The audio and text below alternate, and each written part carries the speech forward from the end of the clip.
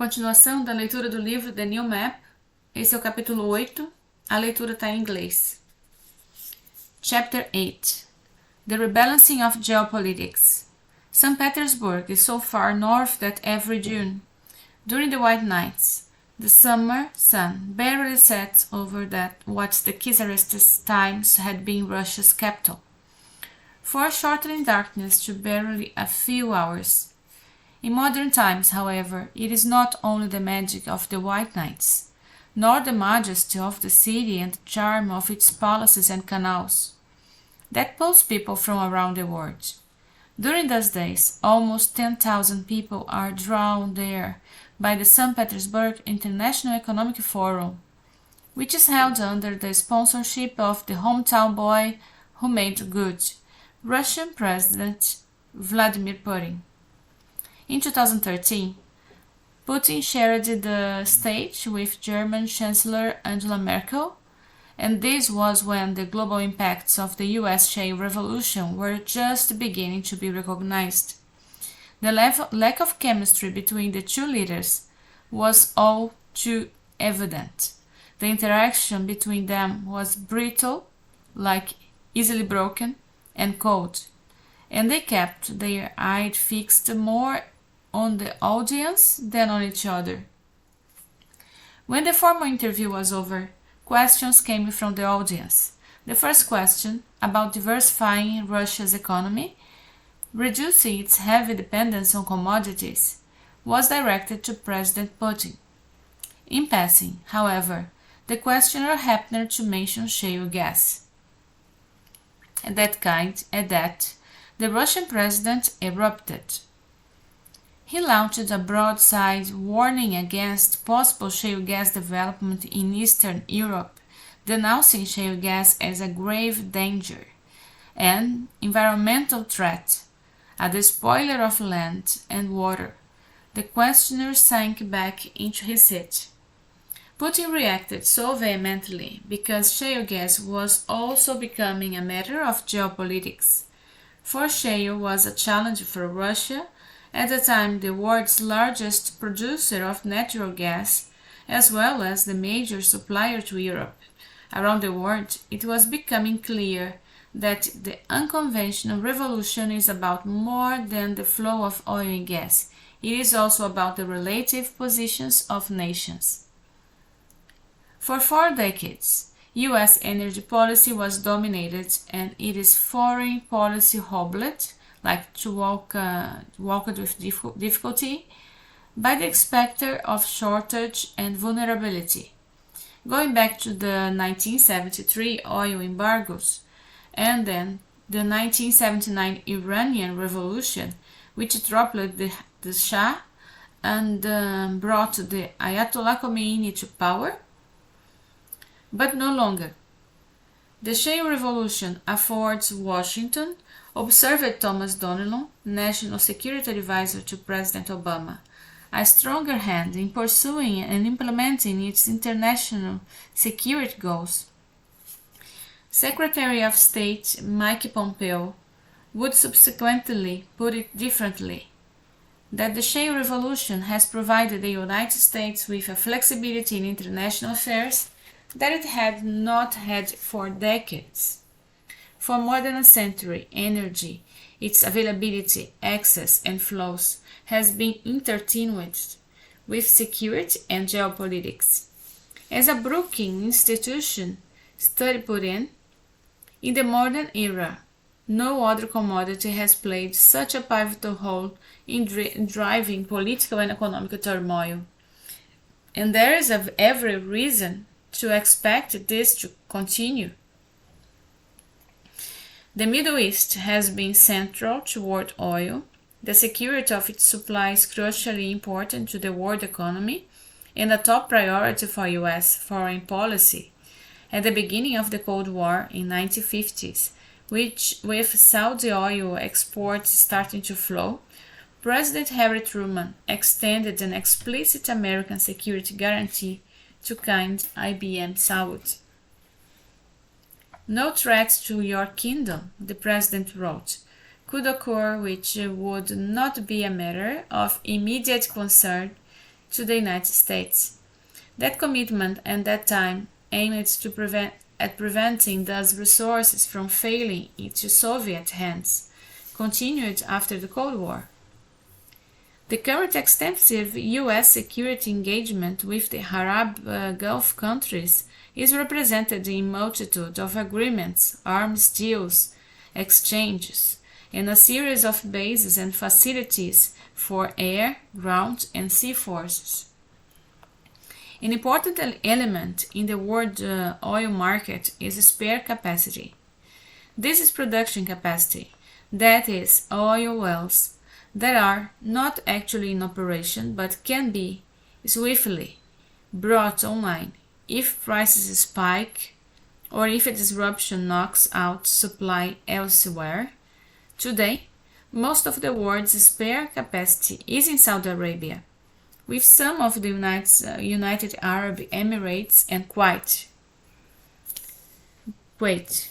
That, combined with the size of its oil reserves and its ability to quickly increase or decrease output, makes Saudi Arabia the balancer in the world market. Sometimes it is described as the central bank of world oil.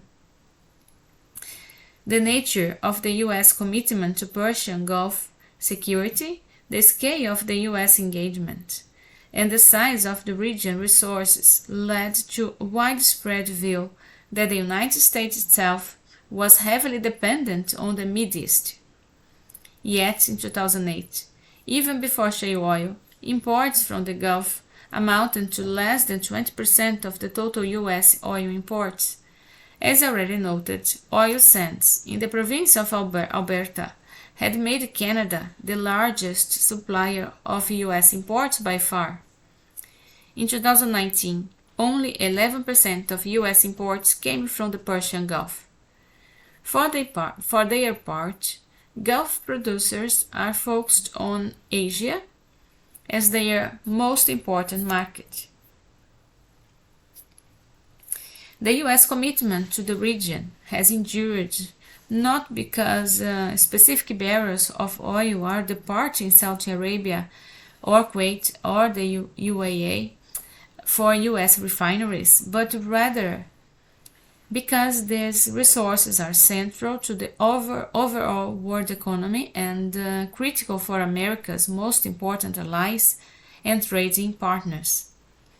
Disruption of supply affects the global system into which America is so integrated, with almost 30% of US GDP and close to 40 million jobs resulting from trade with the rest of the world. Even if the US is not importing much Middle Eastern oil, a supply disruption would drive up global prices, including the United States. How has the shale revolution changed geopolitics? Case study number 1 is Iran and the 2015 nuclear agreement. In 2012, sanctions were applied on Iranian oil exports and finance. The aim was to force Iran to the negotiating table, as we shall see later, but it wasn't obvious that these sanctions would work. The expected shortfall in world supplies would drive prices up, hitting oil importing countries, causing the sanctions to crumble, like to break into pieces. Certainly, that is what Tehran expected, as it confidentially proclaimed in the new sanctions. Doomed to fail. It was almost sure, almost certain, but increasing U.S. production offset the reduction in Iranian exports. As we shall see later, the oil sanction held, buttressed by financial sanctions, and economic pressure on Iran led finally to the 2015 agreement that constrained Iran's nuclear program in exchange for the removal of the sanctions. Case number 2 in Europe and related back to Putin's angry rejoinder at St. Petersburg. The rise of the shale gas has been one of the key to diversifying the European gas market. and enhancing energy security. When European leaders talk about energy security, they are often less focused on oil and more on natural gas, and in particular the degree of the reliance on Russian gas. As Europe's top supplier of gas, Russia had, in the minds of some of the European Union and many in Washington, the ability to use gas supply as leverage for political objectives. This concern was magnified by the reliance on pipelines with their inherent inflexibility. Enter US shale gas.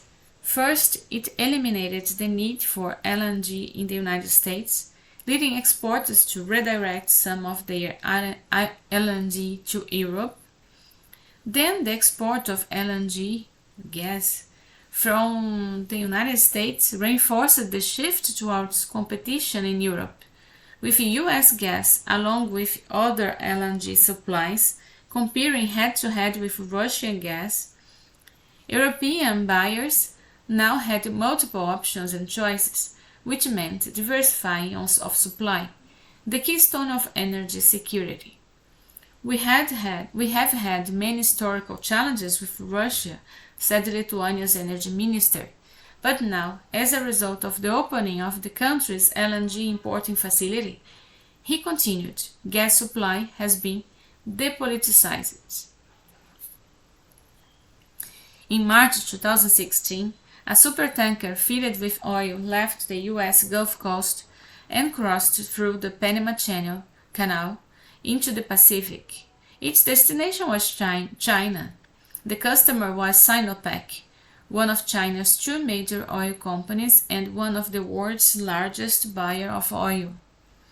U.S. crude oil exports are positive news for the global market and make it possible for Asia-Pacific refiners to diversify their supply, said the Sinopec executive.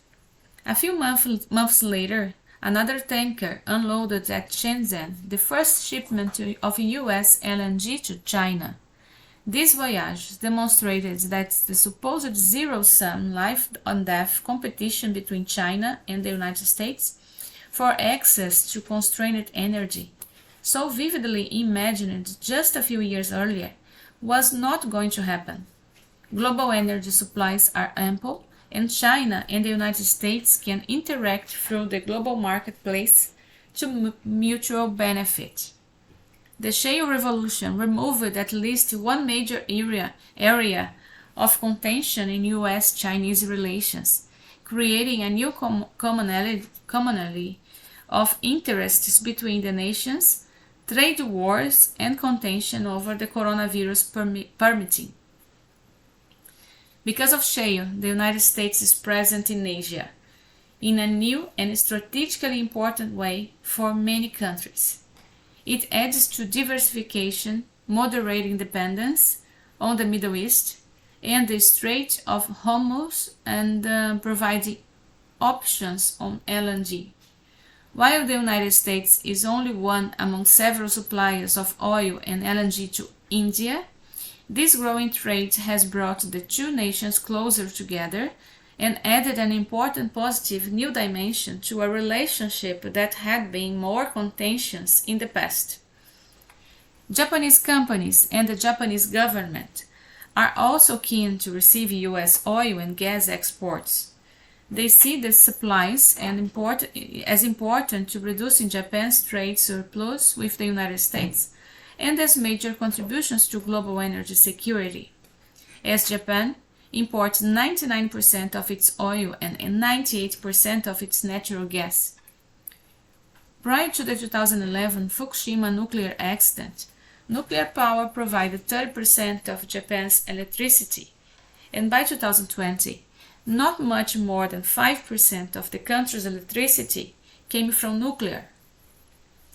LNG, already significant for electric generation, filled much of the void, in 2020 responsible for almost 40% of its electricity generation. South Korea, at the time of the writing, is the largest buyer of US LNG. Moreover, the option of US gas, as a senior Korean official said, helps us negotiate with our traditional suppliers. And the more gas South Korea buys from the United States, the lower its trade surplus. Something that Seoul does not hesitate to point out. In the autumn of 2018, for it was hardly noted at the time, something historic occurred. The United States overtook both Russia and Saudi Arabia to regain its rank as the world's largest oil producer, a position it had lost more than 4 decades earlier. For how long and how much more will US production grow? Some say it is still early in terms of the ability to recover resources. As a petroleum engineer who ran the Permian for one of the larger companies said, "In my 30 years in the industry, the Permian is the only place where every time I made a map of resources, it was bigger than the last one. Everywhere else, each time the map of the resources got smaller. So yet, changes in government policies or in the economics or in terms of infrastructure or capital constraints could constrain growth. Environmental opposition could become more potent.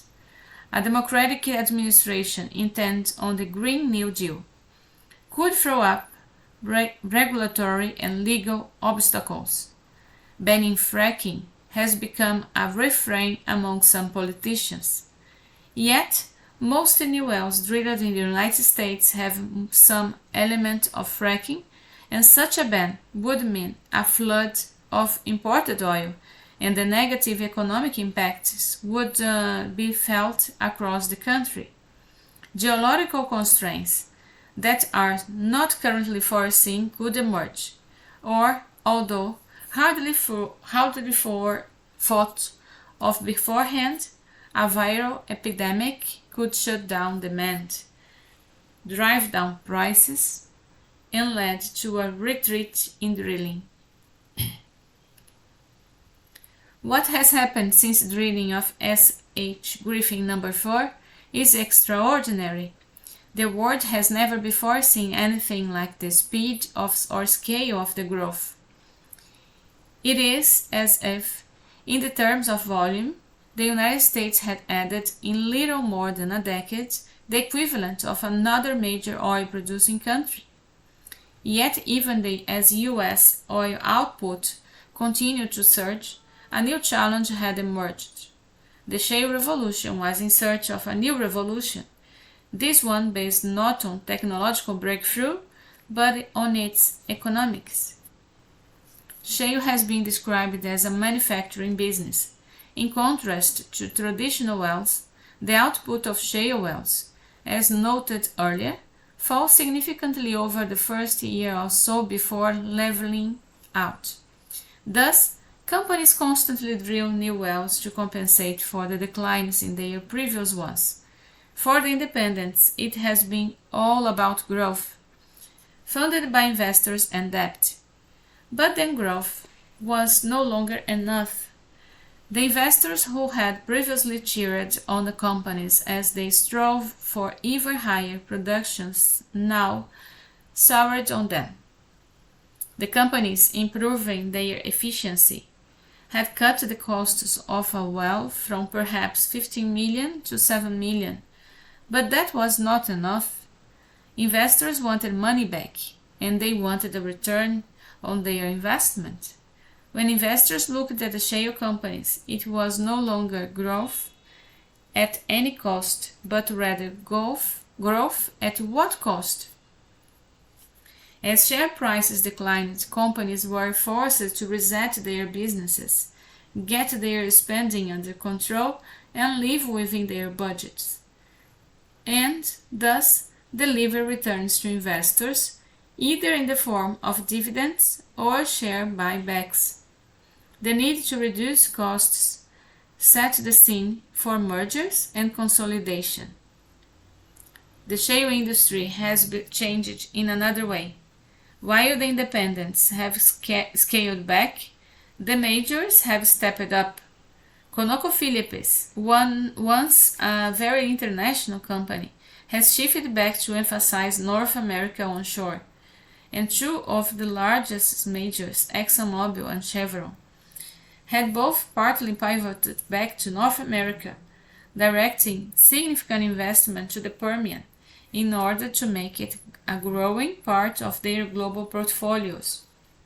To a lesser degree, BP, Shell, and Equinor have moved in the same direction. When it was all added up, the growth in US output seemed destined to slow to a much smaller annual increase, far less than the hectic pace registered in the preceding years. Yet, even with the slowdown, the United States had become the world's #1 oil producer, and by February 2020, it had reached the highest level of production ever, 13 million barrels per day, more than Saudi Arabia and Russia, and on the way to tripling the level of 2008. At the moment struck the calamity of 2020, the coronavirus pandemic and the shutdown of the globalized world economy, which slammed shale and it did most industries. As a result of the drastic cutback in investment, shale output will go in reverse and decline. When growth returns, it will be a slower pace, but whatever the trajectory, shale is now established as a formidable resource. The shale revolution was transforming the world oil market and is changing concepts of energy security. OPEC versus no OPEC, the arrangement that had defined the world oil market for decades, has been overtaken by a new paradigm, the Big Three: the United States, Russia, and Saudi Arabia. This was made starkly clear by the unprecedented interaction among Moscow, Riyadh, and Washington in the vast oil market crisis in 2020 that the virus unleashed, to which we will turn later. Moreover, the struggle to adjust to a crisis demonstrated in the new ways how energy continues to be so central to geopolitics. Certainly, that is the way Vladimir Putin sees it.